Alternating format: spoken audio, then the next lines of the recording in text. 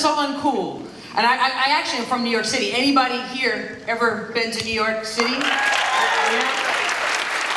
Yeah. My life being a female comic, being a female anything, it's tough being a woman, because women, we hate each other. Don't we hate each other?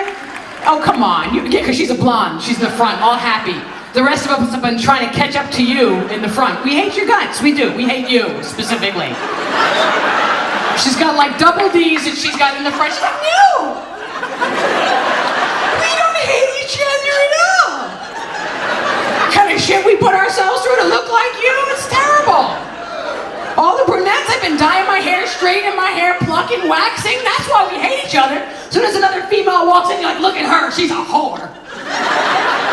You don't even know her. How do you know? Look at what she's got on. Like, well, your best friend's got the same outfit on. You're like, well, it's different. It's how she carries it. We know she's a whore. We hate on each other. We're so full of it. We are. We're such liars. You say, remember, in the States we always say, there's a female president, there'd be no wars. We'd bomb any country that looks better than us. First country's gotta go is the Philippine bitches. They got to die. Next, don't you want Iraq?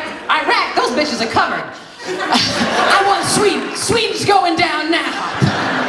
I'd bomb LA with the fake boobs and the fake... I can't keep up with all that. They got everything fake in LA. I don't care if we own them. I can't keep up. I mean, even the rich and famous, the most beautiful women like on the face of the earth, like the Beyoncés and the Shakiras and Janet Jackson, they got ribs removed from their body to make their waist smaller. Ribs. Bones. I got my eyebrows waxed. I'd walk with a limp for a freaking week. We pour hot wax on our coochie to get you to like us. Hot wax. Now we got the eyelashes. The eyelashes are in. That's formaldehyde. We put formaldehyde on our eyelashes so we can sit at a date like... We're gonna be blind in 2 years. I'm on a date with some guy who's got an attitude at dinner like, you know how much money I paid for this meal? I paid $60. $60? I paid $600 just to look this good. And then to catch you, I couldn't even eat. I said, oh no, I'm not hungry.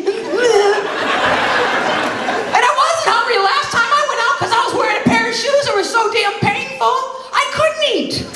We'll buy a pair of shoes that don't even fit us, knowing they don't fit us, in a spiked, jacked up heel, and walk around.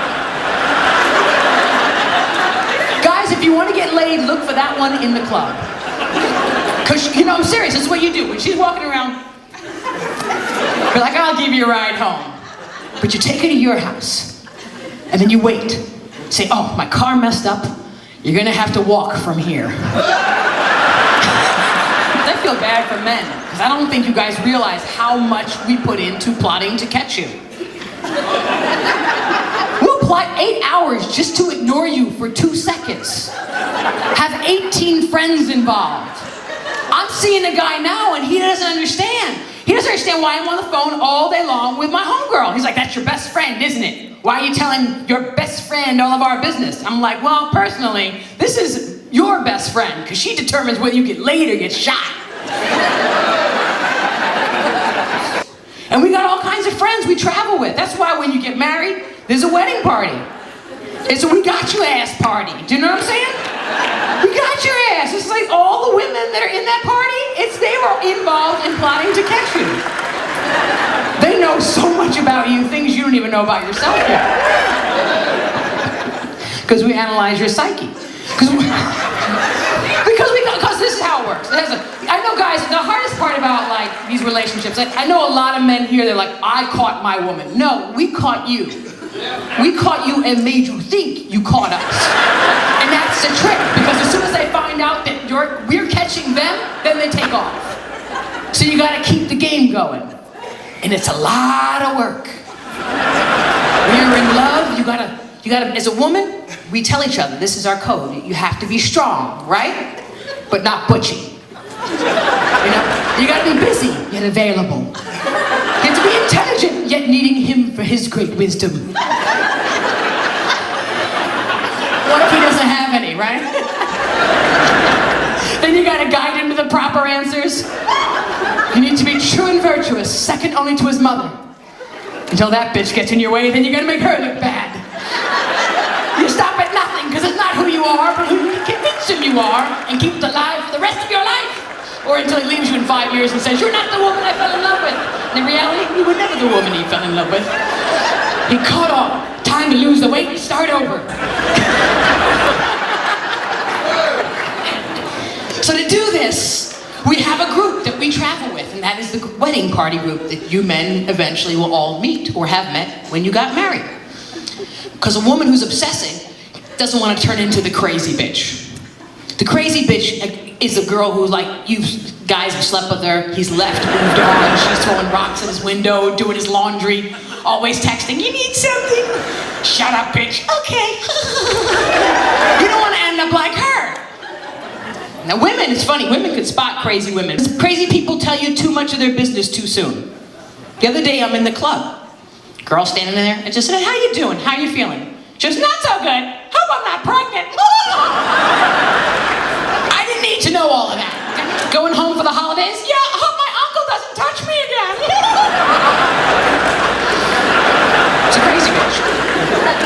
So you don't want to end up like her, so you gotta travel with your homies. So the girl who's obsessing will always travel with, number one, the ugly friend. Now don't get paranoid. Oh my God, I'm the ugly friend. I was the ugly friend for a long time. I just went out and found some uglier people to hang out with. There's always a solution. The ugly friend's important though. Number one, the ugly friend always makes you look good. Number two, the ugly friend always has your back in case you get into a fight. She says, am I taking a few in the face, you know?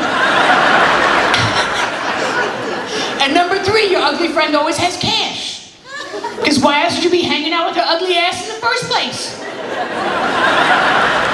Any of you guys ever have an ugly friend that talks so much trash you don't know if she knows she's the ugly friend? You ever do that? That's awkward. I had to get rid of mine. She didn't know. We were at a party saying, look at him with that ugly hoe over there. Ooh, he knows ugly over there too. I was like, come here. We need to have a little chat. Do you know you're the ugly friend? My ugly friend talks about sex all the time when it's not necessary. Like the other day I came out of the store. It said my pantyhose are too tight. She goes, that's why I don't wear pantyhose. I don't wear underwear either. I just let my kitty cat breathe. I said, well, it's time to change the litter box, because I smell that kitty cat breathing over here. Bad enough I had to look at her ugly face. Now I had this vision of this neck, which is not on the top of my list to think about.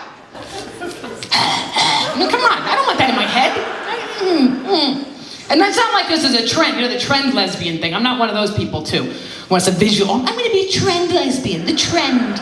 Like Madonna made out with Britney 10 years ago, and now everyone's like, oh, let's try a trend. I'm like, I never woke up like, you know what I have a taste for?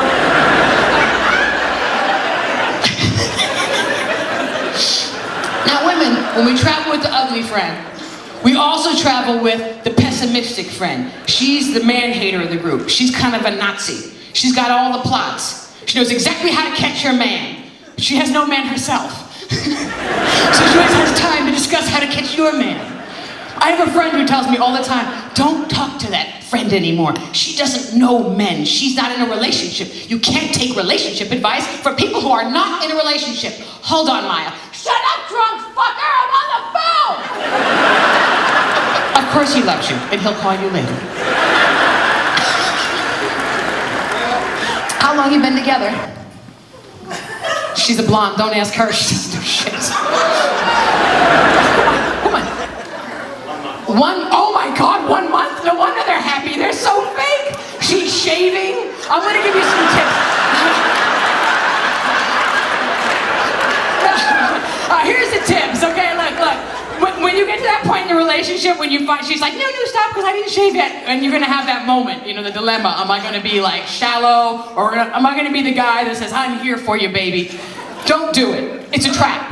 Because the second you say, I don't care, you don't have to shave for me, forget it. We ain't shaving after that again. In wintertime, hair coming over the sock.